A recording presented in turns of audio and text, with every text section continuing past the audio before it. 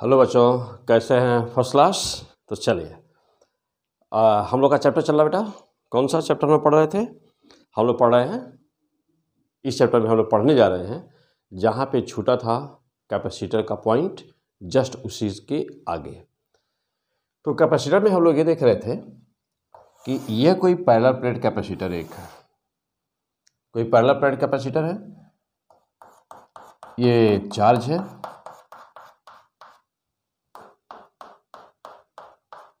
ये चार्ज है। इसमें दो स्लैब इंट्रोड्यूस किया गया, K1 और K2। इसमें दो डाइलेक्ट्रिक स्लैब इंट्रोड्यूस किया गया, K1 और K2।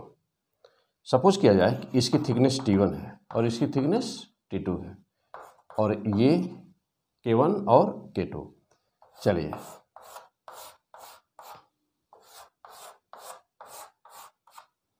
तो हम लोग को यहाँ पर बताना है, क्या बताना है हम लोग को इसमें? हम लोग को इसमें ये बताना है कि इसकी इलेक्ट्रिक फील्ड और डिस्टेंस के बीच का ग्राफ क्या होगा। तो यहाँ से ये पूरी डिस्टेंस D है, इलेक्ट्रिक फील्ड और डिस्टेंस के बीच का ग्राफ बताना हमको। जानते हो कि electric field dielectric slab introduce करने के बाद इलेक्ट्रिक फील्ड कितनी हो जाती है?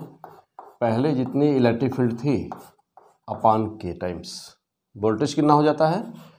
V के बराबर V0 अपान K टाइम्स, जहाँ पर K क्या है? Dielectric constant. क्या है ये?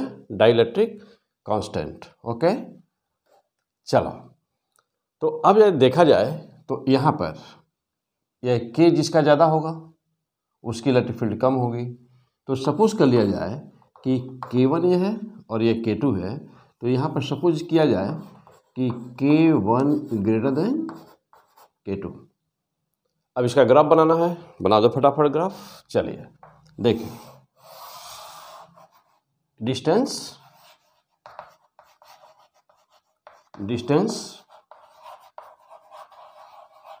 Between plates. Okay, distance between plates, और ये क्या है? Electric field. यह एयर, ये वाला हिस्सा देखिए, यह एयर है, यह एयर है ना, देखो यह एयर है, यह एयर है। तो एयर में फील्ड एक ही होगी। क्यों होगी? क्योंकि एयर में जो कैपेसिटर के बीच की इलेक्ट्रिक फील्ड होती है वो कितनी होती है? तो सिग्मा अपान E बराबर सिग्मा अपान एप्सिलॉन नॉट। ये डिस्टेंस पे डिपेंड करता नहीं, तो E का मान क्या बना रहेगा? E का मान क्या बना रहेगा? कांस्टेंट, यानी E की वैल्यू कांस्टेंट बनी रहेगी। तो एयर में वैल्यू कांस्टेंट बनी रहेगी। चलिए, अब ये पहला पार्ट जो इतना पार्ट कांस्टेंट होगा, तो चलिए कांस्टेंट इतना पार्ट हो गया। इसके बाद में K1 है, तो जिसका K होगा ज़्यादा उसकी इलेक्ट्रिक फील्ड होगी कम, उसकी इलेक्ट्रिक फील्ड क्या होगी? कम। तो K1 है ज़्यादा, यहाँ इलेक्ट्रिक फील्ड होगी कम। ये इतनी डिस्टेंस क्या हुई? T1 डाइलेक्ट्रिक के अंदर। अब मीन्स कि ये क्या कहेंगे? EK, इसको क्या कहेंगे? E0, यानी एयर में, यह एयर वाला है और यह डाइलेक्ट्रिक वाला है। और फिर क्या हुआ? फिर एयर है, देखो अब यहाँ से बाहर निकले तो फिर एयर है इतना, यानी कि ये फिर एयर हो गया।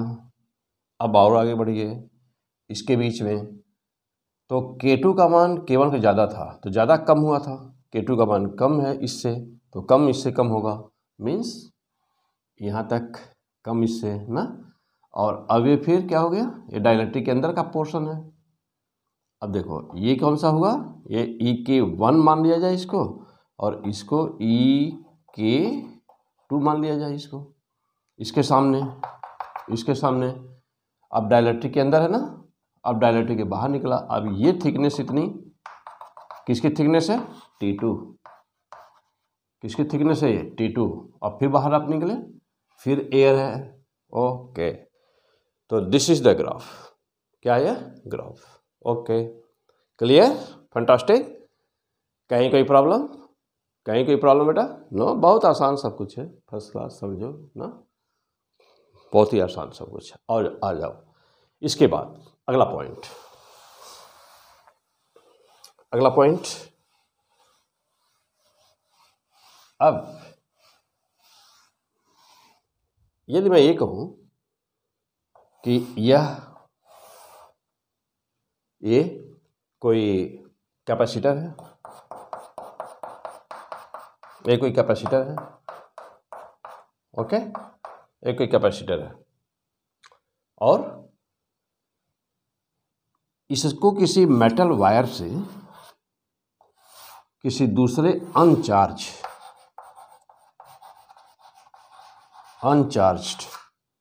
कैपेसिटर से जोड़ करके छोड़ दिया जाए फॉर ए लॉन्ग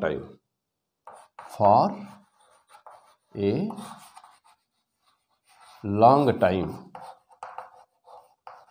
छोड़ दिया जाए, तो कुछ देर तक यदि इसको, अच्छा ये भी, हाँ ये कैपेसिटर है तो जानते हैं कि मेटल का ही होगा, ये भी प्लेट मेटल की है, ये भी प्लेट मेटल की है। तो इसको जोड़ के छोड़ दिया जाए, लॉन्ग टाइम के लिए जोड़ के छोड़ दिया जाए, तो इस पर चार्ज कितना होगा? 2 घंटे, 4 घंटे, 8 घंटे, 20 घंटे छोड़ दिया जाए यदि इसको जोड़ के, तो कह रहा है कि इस पर चार्ज कितना होगा? तो आंसर, इस पर चार्ज Q का मान 0 होगा। सवाल एक, क्यों 0 होगा? क्यों 0 होगा? तो 0 इसलिए होगा क्योंकि ये जो चार्ज इस पर है ना, इस वाले पर, तो कैपेसिटर के बाहर पहली बात ये कि चार्ज होता ही नहीं, Q का मान तो 0 होता है कैपेसिटर के बाहर चार्ज है ही नहीं बाहरी सरफेस पर। और जो चार्ज अंदर देख रहे हो, ये चार्ज कैसा है? इस चार्ज को क्या कहते हो? Bounded charge. क्या कहते हैं इसको? Bounded charge. और बाउंडेड चार्ज की ये प्रॉपर्टी होती है कि इट कैन नेवर फ्लो, क्योंकि यह इलेक्ट्रोस्टैटिक इंडक्शन के कारण प्रोड्यूस हुआ ना, तो bounded charge can never flow, means कि जो बाउंडेड चार्ज होते हैं वो कभी फ्लो नहीं कर सकते, बाउंडेड चार्ज। तो इस पर चाहे जितनी देर के लिए छोड़ दिया जाए, तो इस पर कभी कोई चार्ज नहीं आएगा। ओके, आ जाओ अगला पॉइंट, मोस्ट इंपॉर्टेंट सारे पॉइंट्स अच्छी तरह से समझो, ठीक। चलो अगला पॉइंट, ये कोई कैपेसिटर है, हमने इसमें एक डाइलेक्ट्रिक स्लैब प्रोड्यूस कर दिया, मीन्स ए डाइलेक्ट्रिक स्लैब इंट्रोड्यूस कर दिया, इसमें इंसर्ट कर दिया ना, इसमें डाइलेक्ट्रिक स्लैब इंसर्ट किया। ओके, अब जा देखना क्या हो रहा है। ये वाली प्लेट पॉजिटिव चार्ज, ये वाली प्लेट नेगेटिव चार्ज, यहाँ पे sigma plus sigma minus, distance इसकी बीच की d, प्लेट की area A, surface area A plate की, डाइलेक्ट्रिक स्लैब K, थिकनेस इसकी शीट की T। अब आपसे ये पूछा जा रहा है, देखो ये डाइलेक्ट्रिक स्लैब है, तो अब आपसे ये पूछा जा रहा है ना कि जो दोनों प्लेट है कैपेसिटर की, इनके बीच कि इलेक्ट्रिक फील्ड को रिप्रेजेंट करो, यानी शो करो।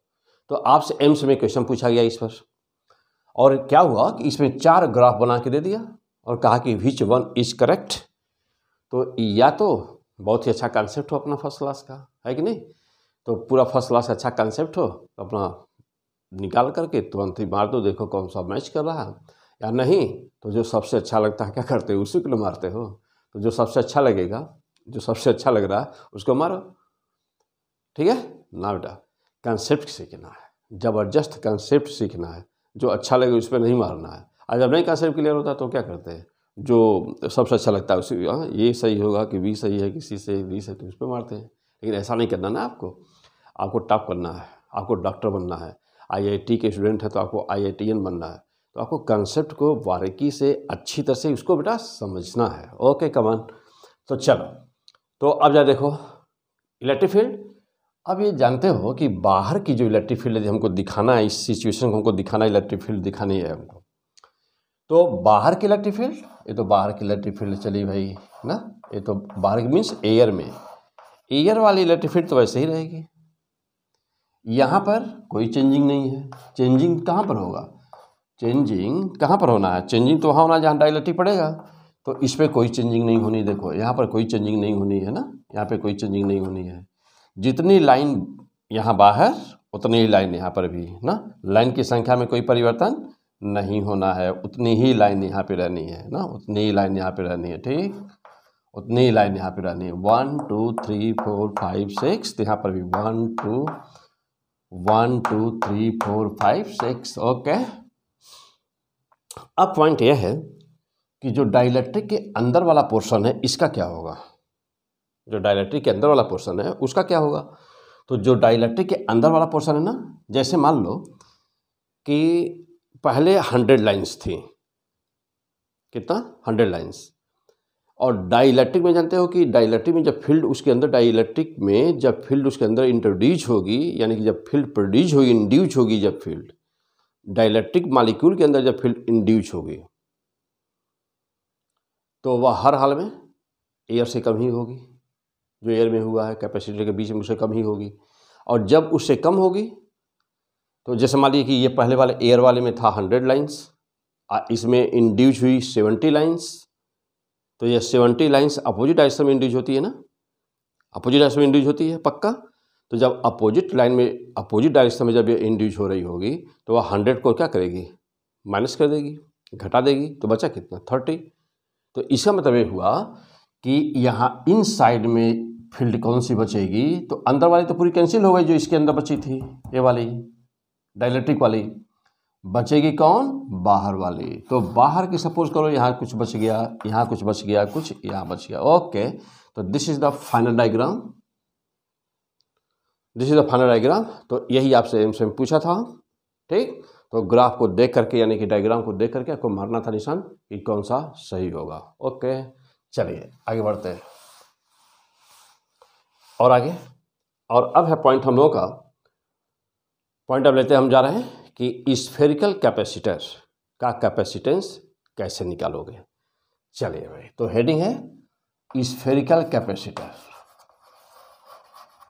Spherical capacitor. तो सबसे पहला कर दिया जाए isolated, isolated capacitor, isolated capacitor. चलो सपोज करिए कि यह कोई एक हॉलो स्फीयर है और इसका रेडियस a है, हमने बाहर से इसको चार्ज दिया है +q, यह मेटल का बना हुआ है, मेटल का बना हुआ है। तो जब मेटल का बना हुआ है तो जो भी चार्ज दोगे, सपोज करो कि हमने +q चार्ज दिया, तो ये चार्ज यूनिफॉर्मली इस सरफेस पर डिस्ट्रीब्यूट हो जाएगा, डिस्ट्रीब्यूट हो गया। चलो, जानते हो कि हॉलो स्फीयर को जब चार्ज हम देते हैं तो उसके अंदर के हर बिंदु पर पोटेंशियल का मान क्या बना रहता है, कांस्टेंट, और वह कितना होता है, जितना सरफेस पर होता है। अंदर के प्रत्येक बिंदु पर पोटेंशियल v का मान क्या बना रहेगा, कांस्टेंट। ओके, और इलेक्ट्रिक फील्ड कितनी होगी, 0। तो यहाँ पर किसी भी बिंदु पर देखा जाए, बाहर के सरफेस के किसी भी बिंदु पर लोगे तो पोटेंशियल क्या बना रहेगा, कांस्टेंट। और ये पोटेंशियल कितना होगा, v = 1/4 pi epsilon not, air में रखा है तो डाइलेक्ट्रिक कांस्टेंट स्मॉल k का मान 1 हो गया, Q/r, रेडियस a माना गया है रेडियस, तो a। थ्योरी में हम लोग पढ़े हैं कैपेसिटर में कि C बराबर होता ही कितना है, तो Q/V।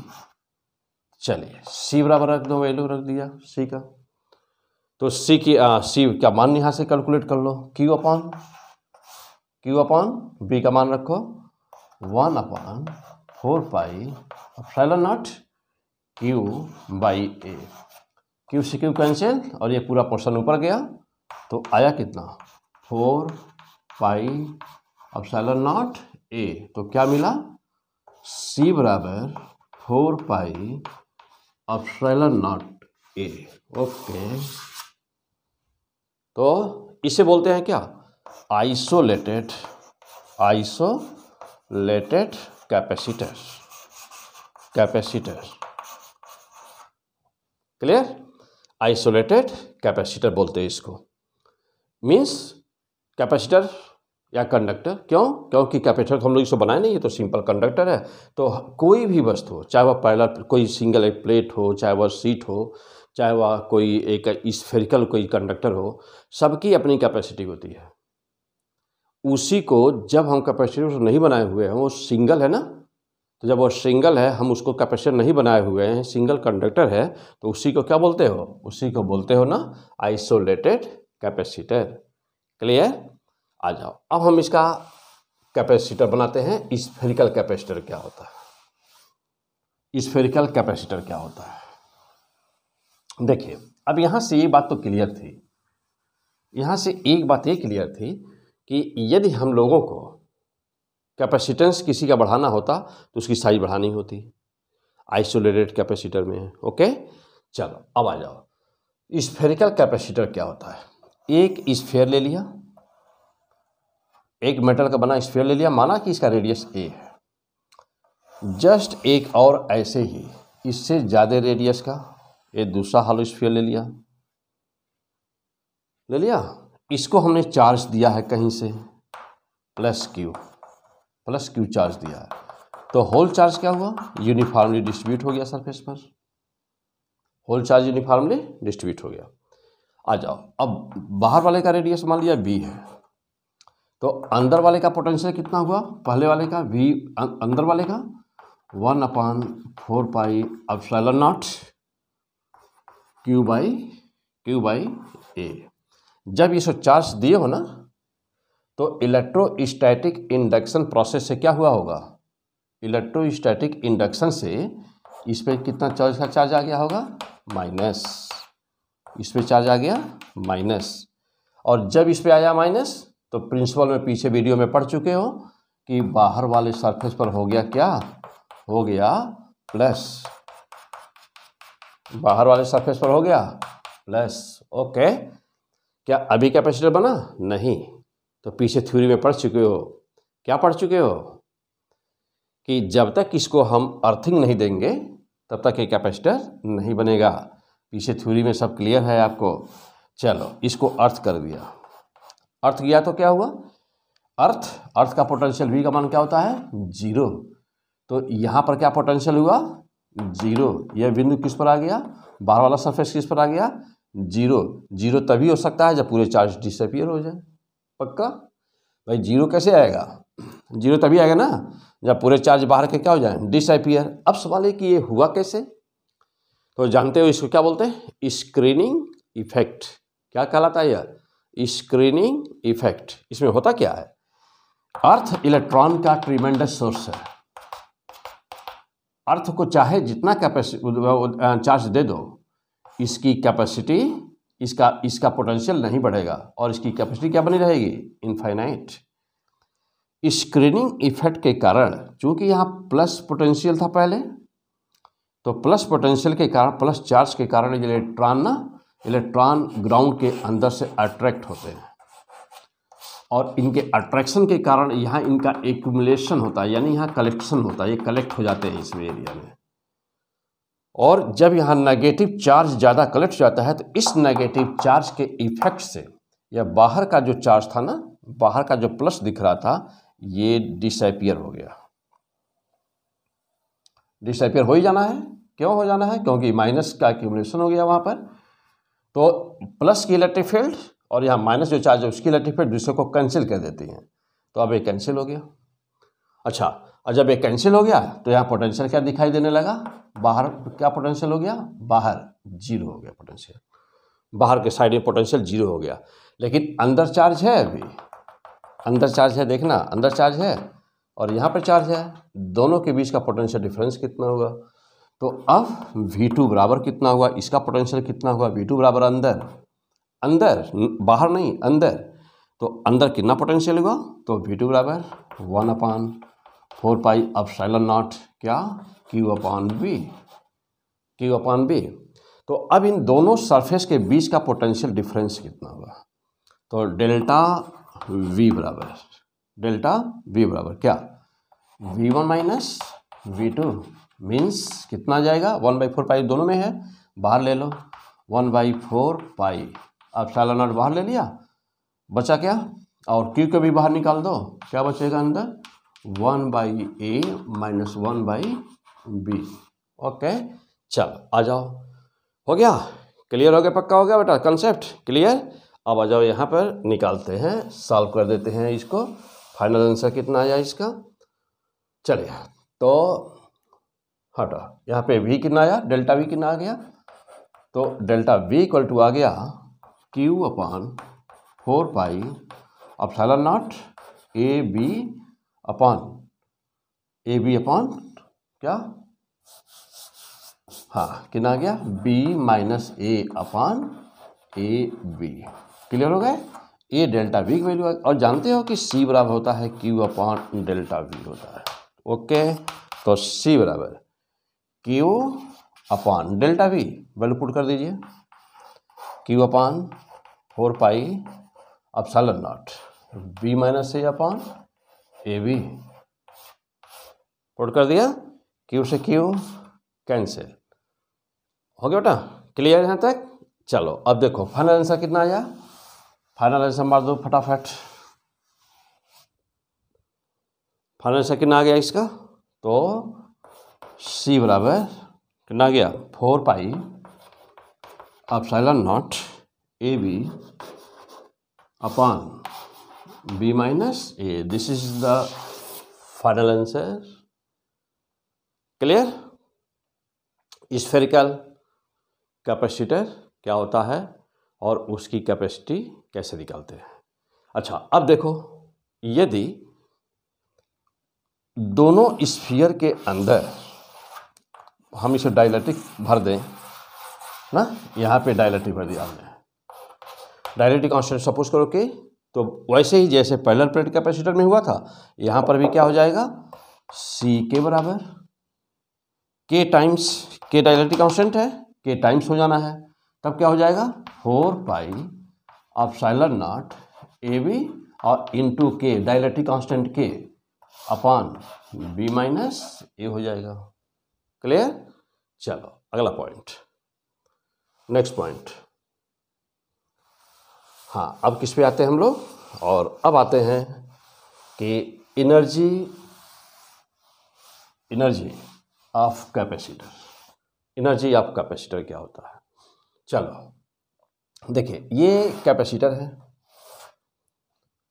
हम लोग क्या कर रहे थे कैपेसिटर में, सबसे पहले शुरू में क्या किए थे हम लोग, चार्ज दिए थे उसको। सपोज करो कि ये कोई बैटरी है, कोई सेल का प्लस टर्मिनल है, और हमने इसको क्या किया, इसको प्लस टर्मिनल से इसको हमने जोड़ दिया, चार्ज कर रहे हैं इसको। जानते हो कि जब मेटल के सरफेस से, इस मेटल में इलेक्ट्रॉन्स हैं और एक प्लस टर्मिनल है, इलेक्ट्रॉन की टेंडेंसी होती है, इलेक्ट्रॉन की क्या टेंडेंसी होती है, इलेक्ट्रॉन की टेंडेंसी होती है कि वह हमेशा लोअर पोटेंशियल से हायर पोटेंशियल की तरफ जाता है। तो इलेक्ट्रॉन इसमें से निकल करके क्या करेगा, इधर जाएगा बैटरी में। चार्जिंग कैपेसिटर की जब चार्जिंग होती है ना, तो जो बैटरी होता है वो कुछ देता नहीं है, इलेक्ट्रॉन को लेता है। तो अब ये इलेक्ट्रॉन को अट्रैक्ट कर रहा है, एक इलेक्ट्रॉन गया, एक प्लस चार्ज, दूसरा गया, दूसरा, तीसरा, ऐसे ही चार्ज होता गया। तो जब ये चार्ज हो रहा था, देखिए ध्यान देना यहाँ पर, जब पहला इलेक्ट्रॉन चला गया था और जब दूसरा जा रहा था, तो दूसरे इलेक्ट्रॉन को ले जाने के लिए, खींचने के लिए बैटरी को वर्क करना पड़ा, वर्क W करना पड़ा ना, वर्क करना पड़ा। और पहले इसका पोटेंशियल कितना था, पहले इसका पोटेंशियल कितना था, पहले कुछ नहीं था, पहले मेटल था, तो पोटेंशियल से V का मान 0 था, पहले V का मान 0 था। और बाद में इसका मैक्सिमम पोटेंशियल कितना हुआ, तो जितना बैटरी का पोटेंशियल था, सपोज करो कि V था, तो V हुआ, मैक्सिमम पोटेंशियल V हुआ, हो गया।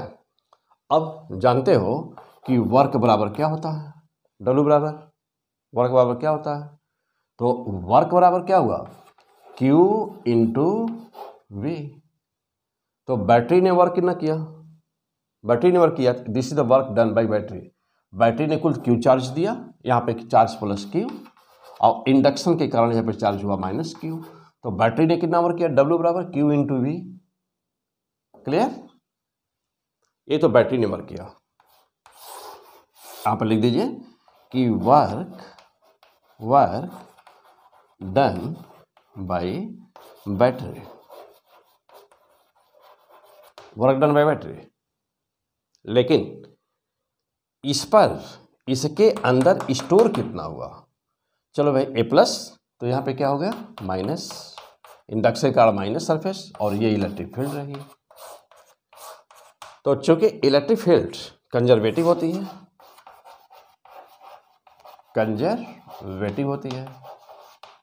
इलेक्ट्रिक फील्ड कंजर्वेटिव होती है, और कंजर्वेटिव होने के कारण जब भी कहीं पर कोई फोर्स या कोई फील्ड कंजर्वेटिव होती है, जब भी कहीं पर कोई फोर्स या कोई फील्ड कंजर्वेटिव होती है, तो कंजर्वेटिव फोर्स या फील्ड के द्वारा जो वर्क डन होता है वह पोटेंशियल एनर्जी के फॉर्म में स्टोर हो जाता है। तो ये वर्क डन क्या हो गया, स्टोर हो गया। लेकिन यहाँ पोटेंशियल कितना हुआ, तो पहले था 0 और बाद में हुआ है V पोटेंशियल इस पर, तो इस पर वर्क डन एवरेज पोटेंशियल कितना हुआ, तो एवरेज पोटेंशियल बराबर कितना हुआ 0 प्लस V/2। तो वर्क